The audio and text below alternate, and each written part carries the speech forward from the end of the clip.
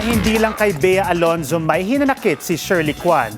May isa umanong kapwa talent manager na sinubukan siyang siraan. Narito ang agenda report ni Avia Zunich. When you are at a situation wherein you have to choose between me and Vincent, always choose your husband. For whatever it is, always choose your husband. Shirley Kwan speaking out about why she believes she was made the scapegoat in the controversy surrounding Bea Alonzo. Bea, I just want to make it clear.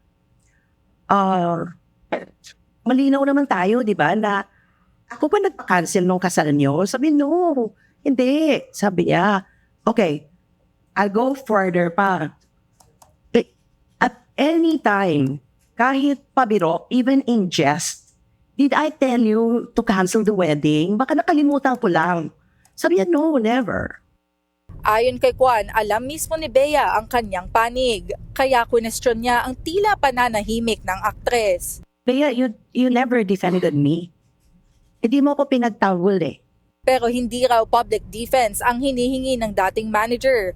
Ang gusto niya ay malinawan ang mga taong nagpaparatang sa kanya.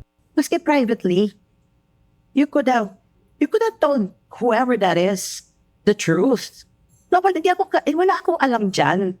Hindi ako nakialam ever. At sa pag-uusap nila, may isang linyang sinabi umano si Bea na lalo raw nagpabigat sa tanong ni Kwan. She said, no, SK, it's not gonna happen again because I will tell them to stop.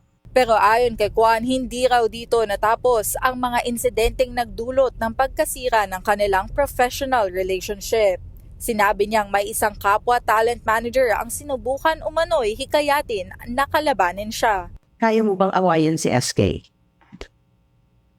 And she said, why? Wala namang sinabing masama si SK. Why should I?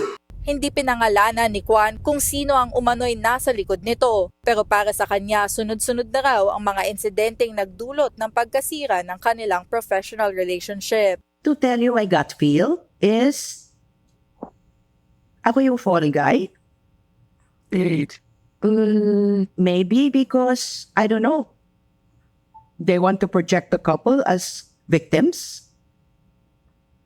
Diba? Somebody has to be the villain.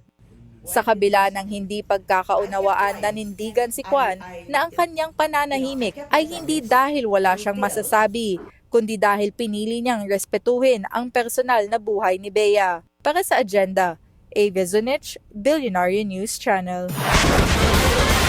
Despite parting ways noong August 11, business as usual pa rin daw ang samahan ni Bea Alonzo at former talent manager Shirley Kwan.